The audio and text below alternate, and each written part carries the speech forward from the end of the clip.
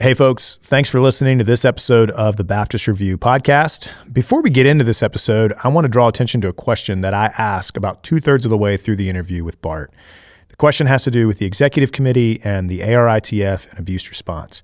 And you might wonder why we don't mention anything about the news this week from the ARITF about the creation of an independent 501c3 to help churches respond to and continue to carry out abuse reform in the convention.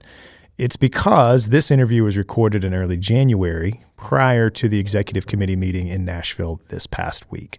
We've chosen to leave this part of the conversation in to maintain the flow and integrity of the interview, but I wanted to mention why we don't discuss recent developments. We hope to discuss the creation of this independent organization and ongoing abuse response and reform in the very near future. But with that said, hope you enjoyed this episode of the Baptist Review podcast with President Bart Barber.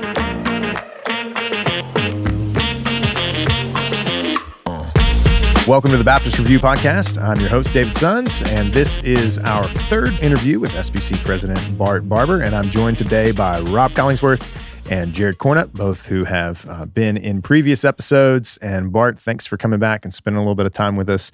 We're going to talk in this episode primarily about trustee boards, about entities, about the importance of those things, the necessity of those things, perhaps. And so I know that now as president of the SBC, you are a part of the executive committee board as per your role as president, but you also previously have served on the board of trustees at Southwestern Baptist Theological Seminary. Both of those, I think, unrelated to you, I think both of those boards have experienced some significant turmoil and turnover during your tenure there. And I think a lot of the question that people are asking throughout our convention about trustees and the trustee system is the trustee system still a reliable system to govern our entities or to help guide and lead our entities? And what would you say about the trustee system as a whole? I think we have to recognize that the way we process some of what happens is a factor in all of this. Southwestern Seminary, the board of trustees fired Paige Patterson and fired Adam Greenway, and the trustees discovered that Willie McLaurin's resume contained information that was not accurate. One way you can look at that is to say, why didn't boards of trustees know that earlier or act earlier? But another way you can look at it is to say, they did take action. Yeah. What does it look like when the trustee system works? Not necessarily smooth sailing for everything all the time. Sometimes the working of the trustee system is messy. And so I would say our trustee system is working. It's not working perfectly. We have to have realistic expectations when we realize that these are volunteers who are present on the campus of an entity or wherever the meeting is taking place for 4 days, 6 days a year. And they're really dependent upon the people who are at an entity to conduct real trustee meetings that provide them with the information that they need and empower them to make decisions. And there are places where that's obviously broken down.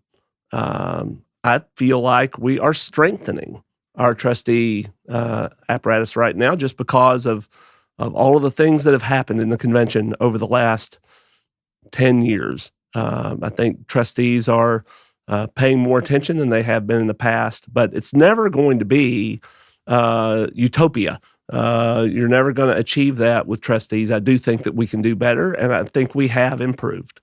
What are some of the ways that you see those improvements? Through training, perhaps, or I know I've worked through some of the executive committee training and whatnot.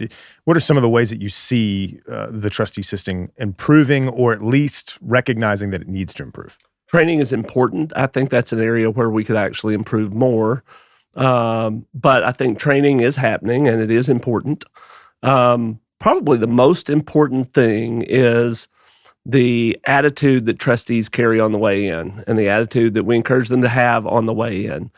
Nobody wants, and it's not productive, to have a board of trustees who come in like a Columbo TV show, certain who's guilty, and they just have to figure out how to prove it. That's counterproductive. But there've been times when you could come in as a trustee and think, man, I'm just here to go to meetings and eat lunches and everything's great. And there's no real need for oversight on my part. And because the entity head is somebody I helped hire, or somebody who's been a friend of mine, or somebody I want to build a connection with, or somebody who has my unwavering confidence because I admire this person. And it's okay to have that admiration, and it's okay to have hired somebody and for them to have your confidence.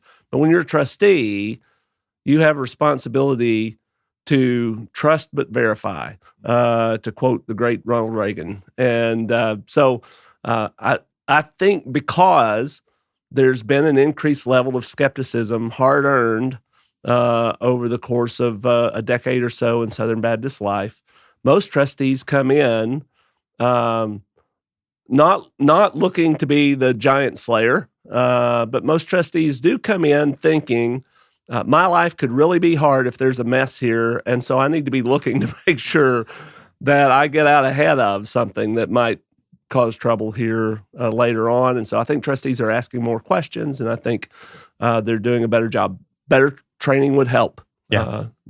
Bart, I want to follow up on that, especially you mentioned Dr. Patterson a second ago, and you mentioned people who the entity head may be someone you hired, maybe someone you're friends with. My perception of you, when we met, you were a trustee at Southwestern, I was a student, and I was under the impression you were friends with Dr. Patterson, that you were close to Dr. Patterson. Is that a fair estimation? Okay. Yes.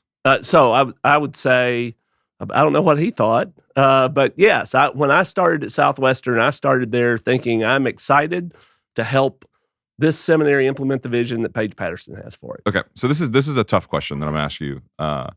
When some of the things we know now, we've had 2 presidents depart under not great circumstances. That's the nicest way I can put it. Nobody wants to leave an institution the way either of those men left. Well, okay, further back. But certainly Dr. Patterson and Dr. Greenway left under circumstances that were not great. But you could go further back.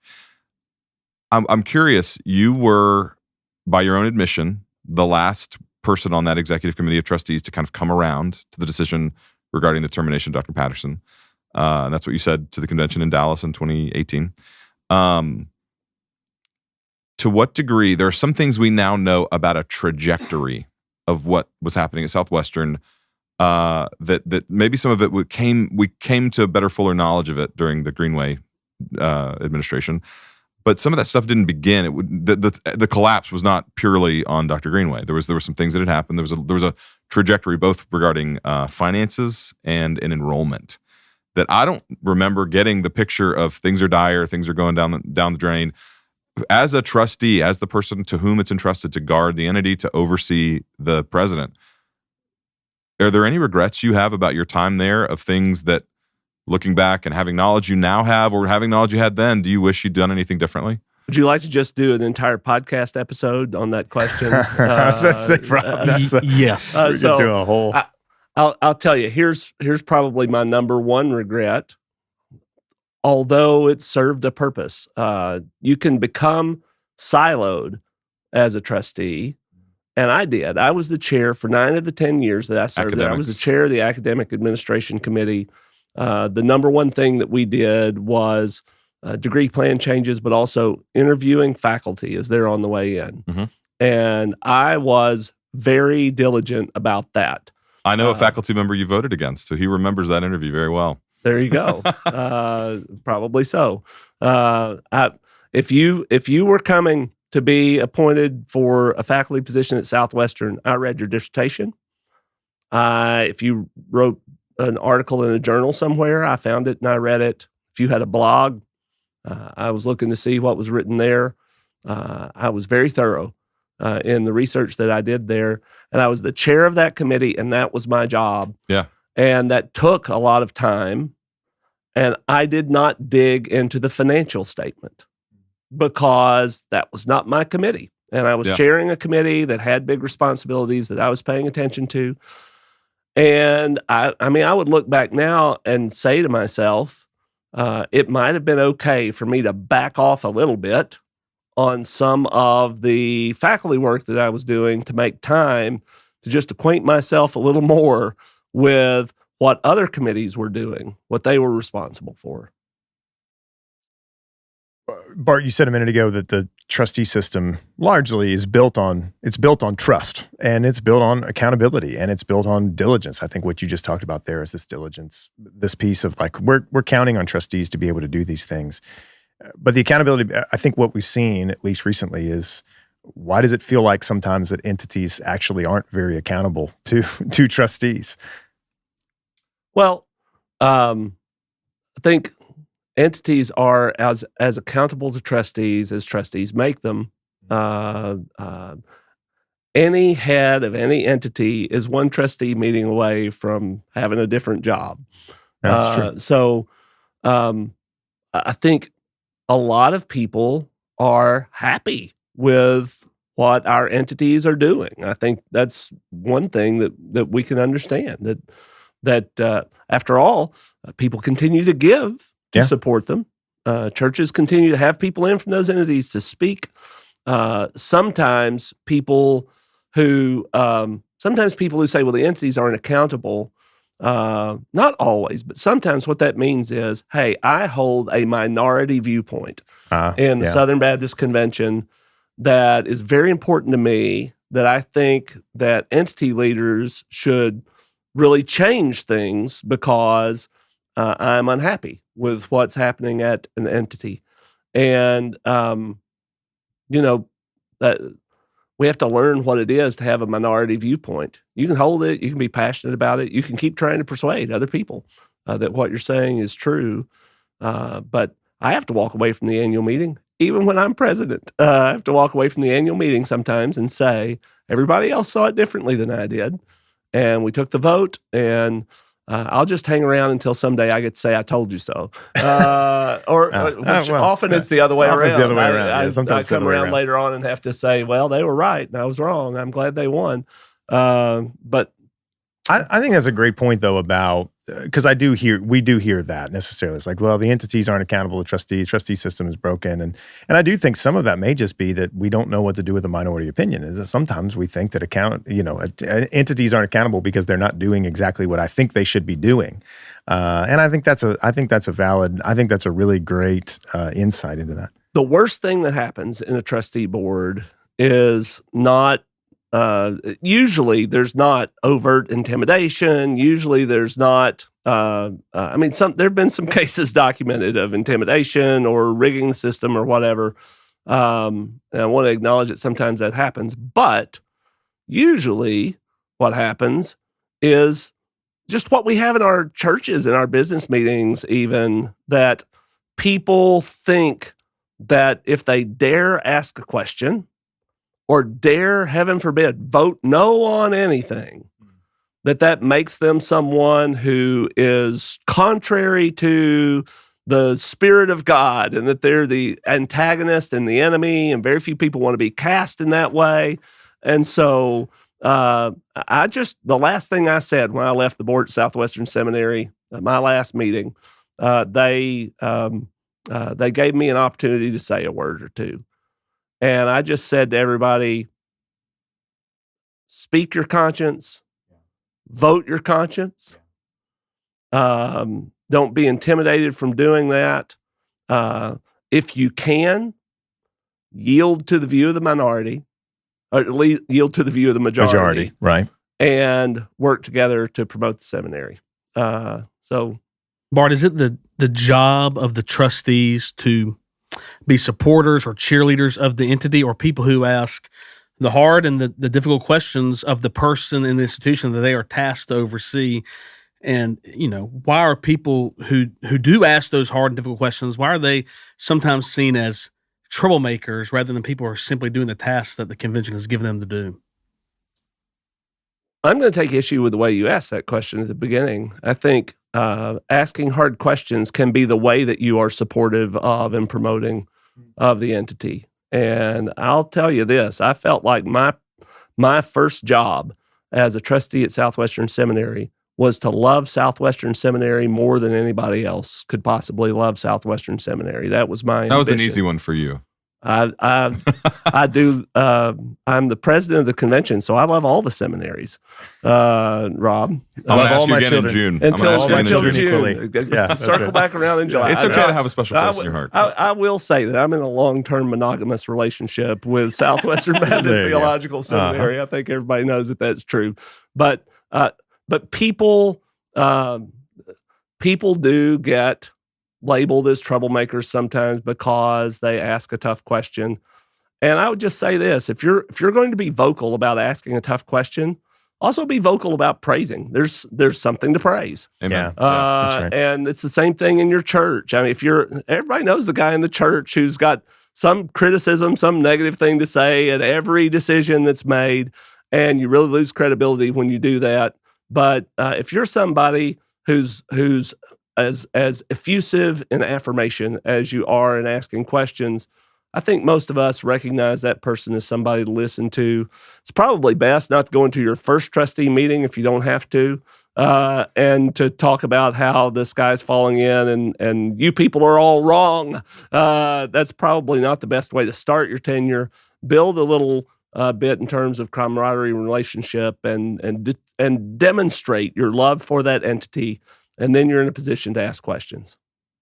Bart, what about executive boards or executive committees of a trustee board who, I mean, there are accusations that, I mean, it certainly was the case with you guys at Southwestern. It's the case other places, that those executive boards sometimes take on too much power to act without the consent of the full board.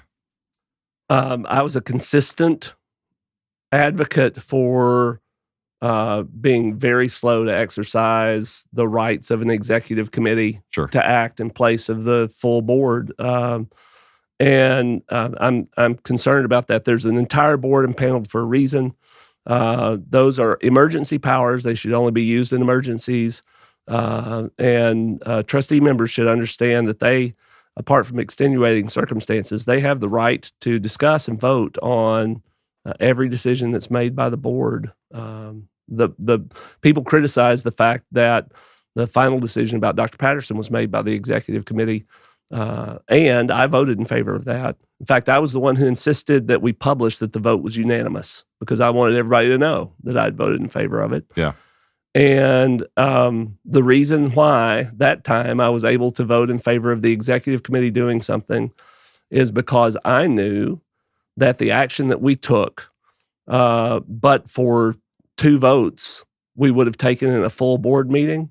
And I was one of the votes that kept us from doing that, and my vote had changed. And I knew somebody else's vote who had changed. And so I was in a position to know that that actually was the opinion of the full board.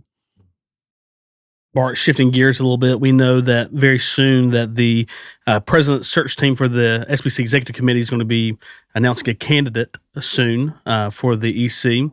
And it's been a tumultuous 5 years or so, maybe a little bit longer. Some of you know that better than others on here. It's been hard. So what advice, especially coming out of last May, would you give to the presidential search team and to this candidate for this job that he may or she may take here soon? What would you say to them? The executive committee and the Southern Baptist Convention are at a moment of historic crisis. We face a lot of problems. We face financial problems. We face problems pushing forward abuse reform. We face some legal-related kind of problems. And I would just advise this person to understand this. There's one other problem that doesn't get enough attention, that if you solve it, you'll be able to solve all of the other ones. And that is the erosion of trust between the messenger body and the churches on the one hand, and the executive committee of the Southern Baptist Convention on the other hand.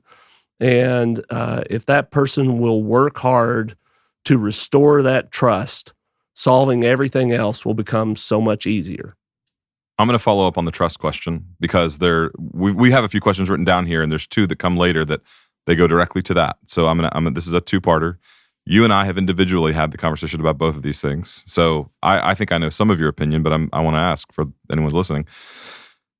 There's been questions about the use of non-disclosure and non-disparagement agreements by our entities. And there are questions about the lack of financial disclosure from our entities that There are currently 2 motions that are being entertained by the executive committee. One, which would, I believe, if I'm getting this right, Rhett Burns from South Carolina made a motion that the intent, if I'm getting this right, is to ask all the entities to submit a 990 to the IRS, which is the normal means about how you go about that. The other, made by David Norman, asked for basically the business and financial plan to be amended in a way that certain 990 information would be submitted to the convention, but not to the IRS. I am generally in support of financial disclosure myself. I worked with David on the motion, so I'm pro financial disclosure. But I think that part of the trust problem has to do with, in what ways are our entities telling people, when we let you go, you can't say anything about what happened here, and there's some questions about how finances are being used. And are those bad questions to ask? Are those questions that can be asked? What do you think about how to rebuild trust when people are asking questions and they're curious about how things are happening at our entities?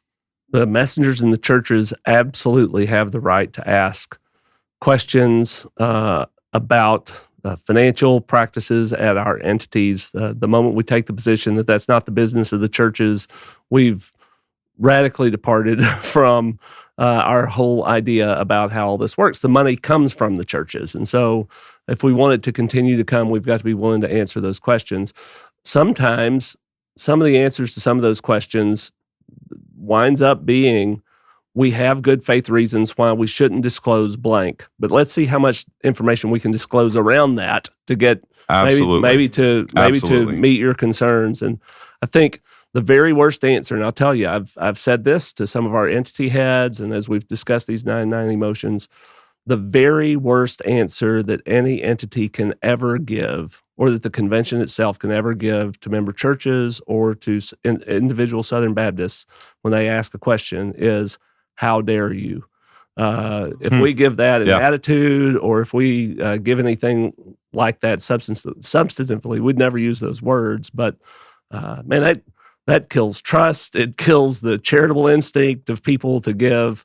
But if you consider the fact, for example, that we have 6 seminaries, and those seminaries, employees move from seminary to seminary.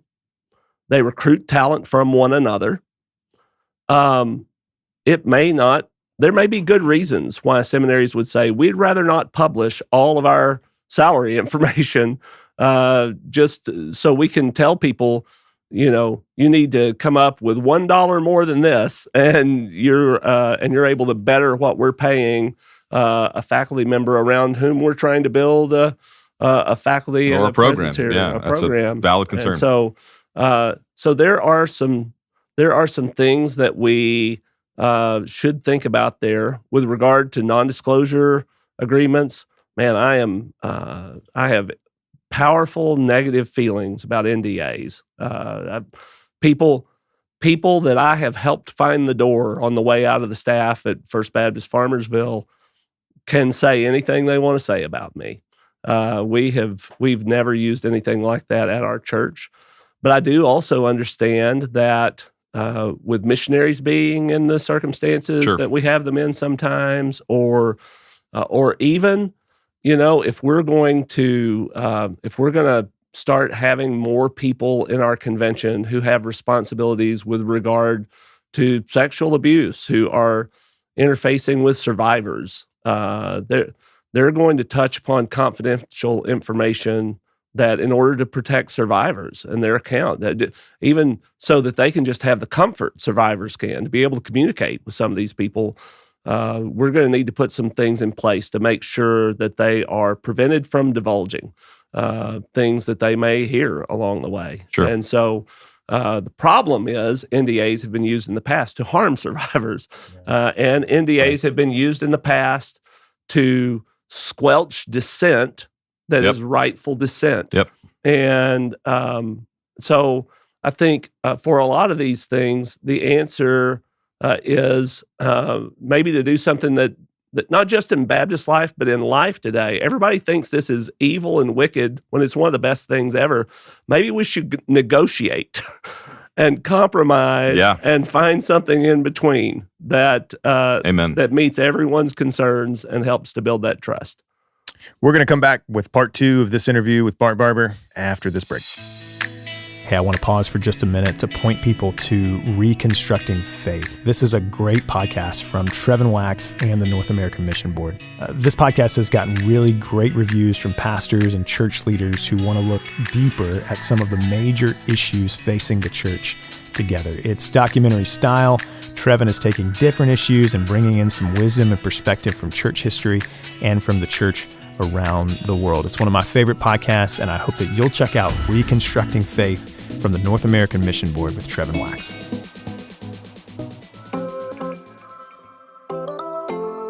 Thanks to our sponsor, Southeastern Baptist Theological Seminary in Wake Forest, North Carolina. Hey, have you been called to do ministry, but maybe you don't know or think that you can afford to pursue a Master of Divinity degree? Well, Southeastern Baptist Theological Seminary wants you to know that there has never been a better time to answer God's call to prepare and do an MDiv at Southeastern. With extensive scholarship and financial assistance options at Southeastern, many students are able to receive rigorous biblical, theological, and ministerial training in our Master of Divinity program at little to no cost.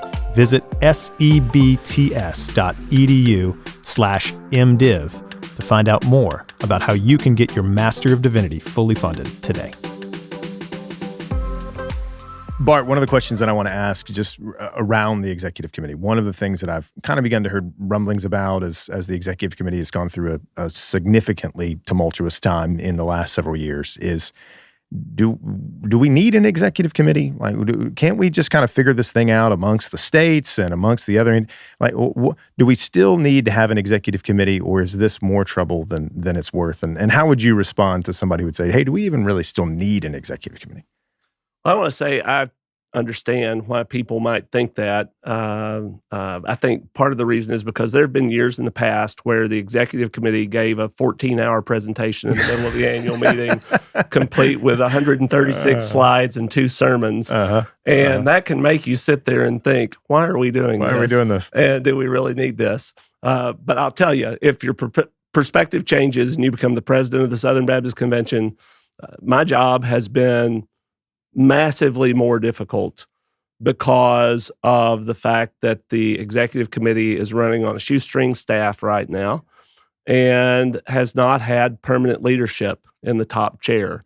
And if the institution went away entirely, I don't know how officers would get anything done. Really, you are weakening the role of the convention itself if you eliminate the executive committee, because the executive committee makes it possible for the convention to get its work done and also to continue with some sort of an impact in between meetings in some way or another, because the convention really only exists for 2 days a year. Right, sure. And in the middle of that, for the officers of the convention to have any sort of reasonable organizational framework or to get their work done, they've got to have the support from the executive committee. If you think I've done anything right as president of the SBC, and I'll highlight some of the things that people have pointed to and said, whatever we've agreed or disagreed with you on, this is something we're glad you're done. If you enjoyed my interview with Anderson Cooper or with Chris Cuomo, or anything else that I've done with regard to the press, there are staff members who work for the Southern Baptist Convention Executive Committee who arranged those interviews, taught me how to give an interview, helped me to be prepared to go have those interchanges with the press. If you take that out, that could have been a train wreck. Any of those things could have been. And I'm appointing committees, but the people... There are constitutional requirements, bylaw requirements for people to serve on those committees. It's people who work at the executive committee who are helping me to get that done, helping me to meet the deadlines. I think most presidents, if they were honest, would tell you that they had to be nagged and needled just a little bit to get all of that in on time and to get it in the way that it was supposed to be. The committees of the convention all depend upon the executive committee to be able to help them. In fact, if you take a look at the ARITF, if you care about abuse reform, the ARITF nor anybody else working for the convention, we can't sign a contract to do anything that needs to be executed for the convention. We have to have the staff of the executive committee to be able to do those things. And so the executive committee of the Southern Baptist Convention is absolutely indispensable. We need it. I asked the question, obviously, convinced myself of the essentiality of the executive committee. And I would just ask you this. I know you mentioned just a moment ago about the abuse reform implementation task force and the work that they're doing and all the work that I think we've tried to do. A lot of the burden of that work has fallen to the executive committee to help kind of get done. And some of the cost of that has fallen to the executive committee. And one of the things that we've seen, I think, recently is some disagreement about whether or not we should continue to pay lawyers and whatnot. But you know exactly how important it is that we do these things to, as you talked about in a previous episode, help survivors, ensure that we prevent these things, ensure that we provide a proper legal defense for the SBC. All of these things we're trying to do at the same time. And the executive committee is essential to that work. Is it time for us perhaps to think about reallocating a little bit of the CP percentage towards helping the executive committee to do that kind of work that we've tasked them to do? The messengers have tasked us to say, we want Southern Baptists to do this. And the executive committee has helped, I think, execute a lot of that work. Do we need to then, in turn, as Southern Baptists, help the executive committee by giving them a little bit more of the CP budget to execute the work that we've asked them to do? I don't know how many of your listeners will be aware of the fact that we changed the allotment of the cooperative program to go to the executive committee not long ago. Yeah. In order to reduce it. Mm-hmm. And I think that we should completely be open to that. Personally, I don't think that the executive committee receives enough money to be able to do the tasks that the convention has given it to do. And that's not just about lawyers and legal stuff. No, it's about the annual meeting. It's about the annual meeting. It's grown exponentially in the last several years. More and more people are coming to the annual meeting, which makes it more expensive. And honestly, I think it's good for everybody if we don't lock down cooperative program and say this will never change, this allocation budget, no matter what, because we were willing to make a change. The executive committee was willing to make a change a little more than a decade ago to say, we'll take less. And when an entity says that, when they say, we'll take less because we want more to go to the mission field, what they're really saying is, we're going to try to make it on less. We're going to see how that works. And at that time, there were declining attendance at the SBC annual meeting, and they were running a surplus. They were able to make all of that work really easily. And entities are not going to agree to try to take less if they know that if that turns out to be a cut too close to the quick, nobody will be willing to hear them when they say, we tried this, we've reduced the amount that we're giving, we're not making it. We need you to give back to us at least some of what we relinquished not long ago. And so I think it's a bad pattern for the future. If we ever want any other entity to consider not fighting and letting go of some money to see if we can get more to the missionaries, then I think we need to demonstrate to everyone that we're willing, if we try that and it doesn't work, to go back and restore some more money. The Executive Committee of the Southern Baptist Convention should only receive the amount of money that is necessary for it to fulfill the necessary functions that it fills that make it possible for us to have mission boards and send missionaries and do those important things. And the fact of the matter is, they need more money just to accomplish the tasks that they have that are mission critical to the overall picture of Southern Baptist pursuit of the Great Commission. Bart, one of the issues and complaints that has been raised over the last few years is lack of racial diversity in leadership in our entities. And while it's true, Fred Luter was elected SBC president, that was a decade ago. And we've had several entity openings, and there has been no diverse hires there at all. Is this a concern of yours? Yeah, absolutely. It's a concern of mine. And we have a lot of work to do. The work that we have to do is more complex maybe than people understand. Maybe people think that all we need is for the people who are gatekeepers for positions of authority in the convention to stop looking only for white men and instead to open their hearts to an idea of diversity. It's actually more complicated than that because I published data not long ago. I opened a portal for everybody in the convention to recommend people to serve on committees of the SBC. And it is 85, 90% white men that got recommended to serve on those things. And so there's not only a need for having a heart that desires to see racial diversity in hiring, there's also a need to just build the relationships and have them be healthy, where we are aware of not just one person, not just 2 or 3 people, but a substantial pool of interested candidates in the SBC who are getting opportunities to demonstrate their leadership capacity and to move forward.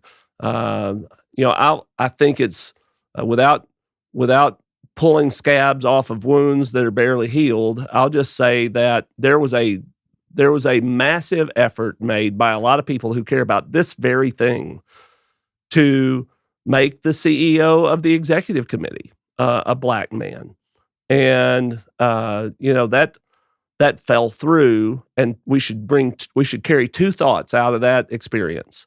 The first one is we should absolutely be reassuring African Americans and others, Asian Americans, Native Americans, everybody in the SBC. We should be reassuring them that nobody walks away from that thinking, well, see, we don't have anybody qualified because we tried, and this turned out to be somebody who had falsified information on his resume, and that's, this is being forced, and we just don't really have anybody. There are people, we do have people who are capable of doing this, and I think we would all look back over the history of our convention all the way back to 1845 and say that we've hired some white people who weren't very good at the work that they did, and so we should be working to take a chance on some of those folks. But then I think the other side of what we need to walk away from that with is how important it is that people who are in these other ethnic groups that are in the SBC step forward and make themselves available, and be available also to take positions down the chain and work their way in and demonstrate who they are.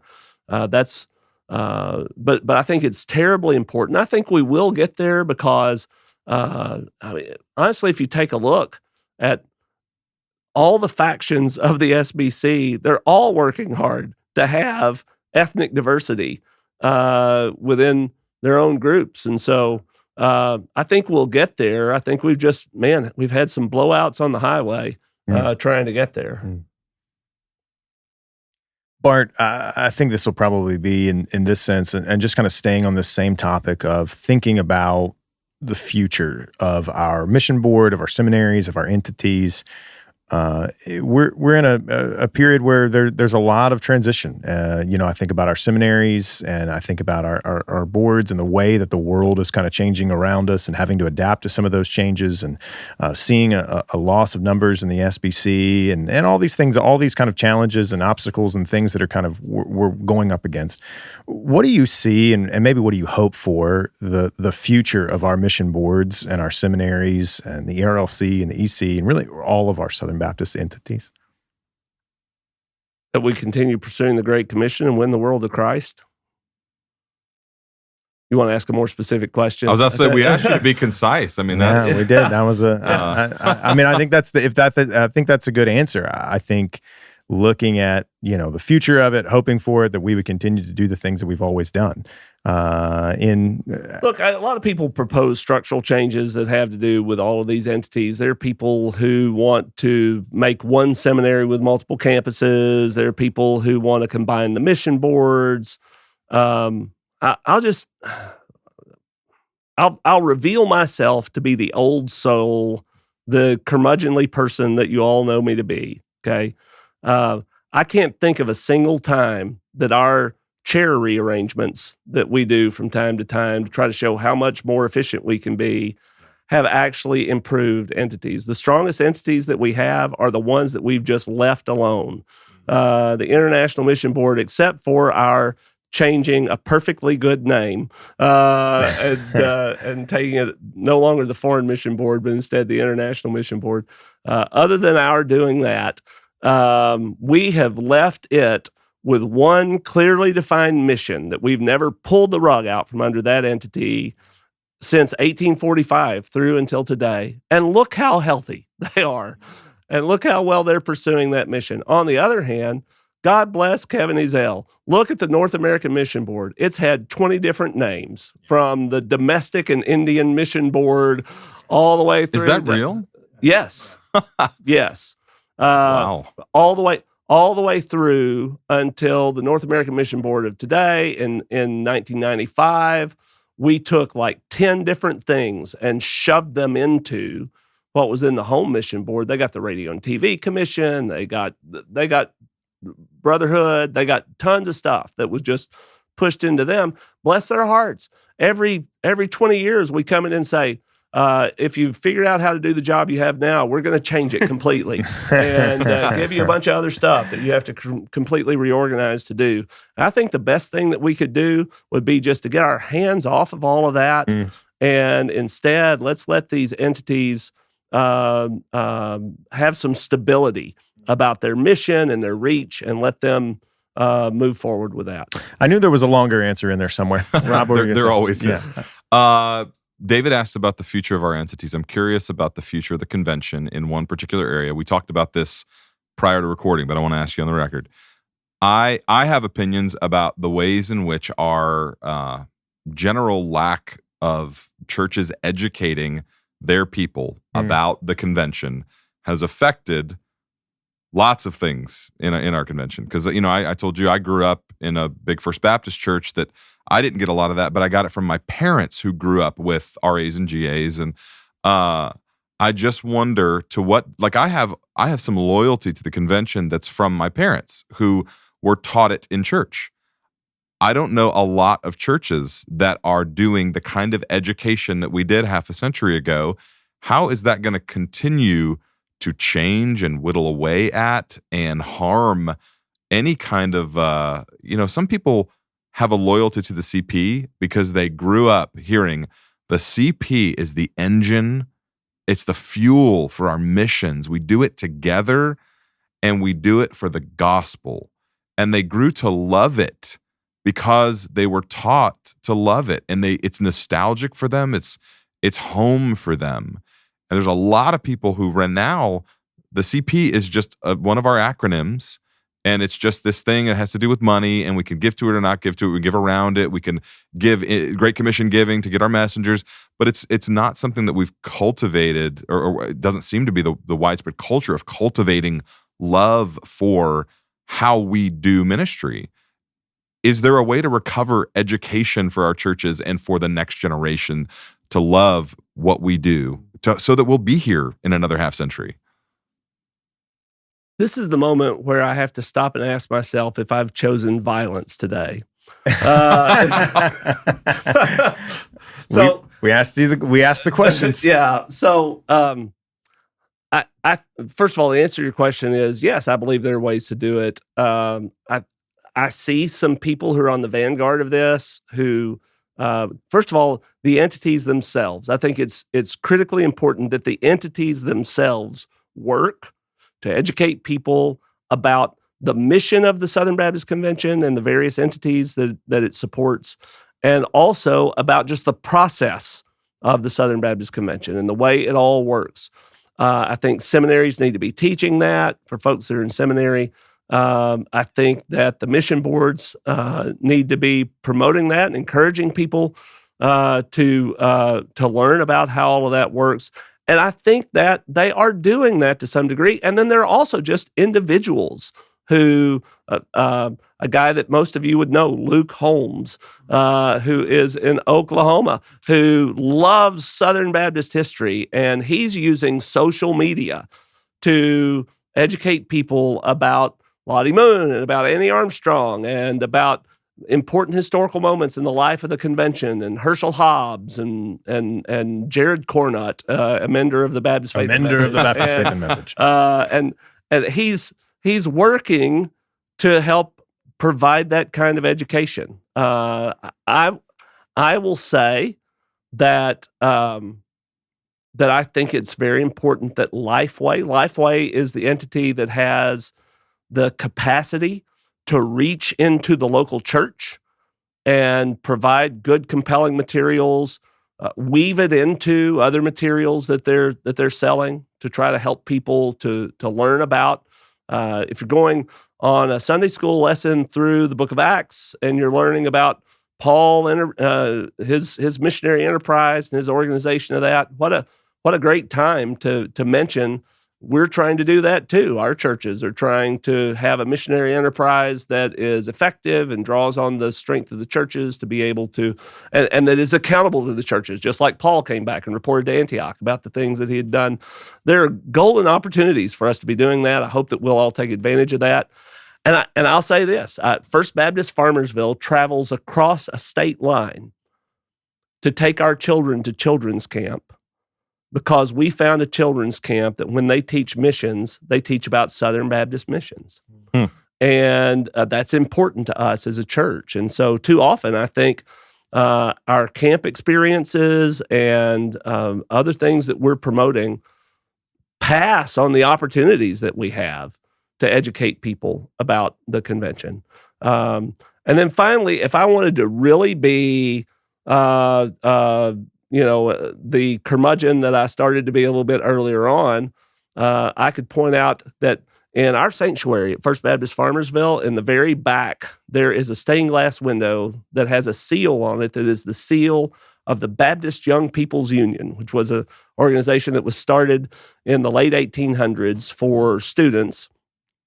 And I thought you meant an actual seal, and I thought that's an interesting choice. It's the animal. Not the animal. That's the seal. That's an interesting choice. There's seals in the graphics. All God's creation and everything, but no. But that eventually became what we always called training union when I was growing up. Yeah.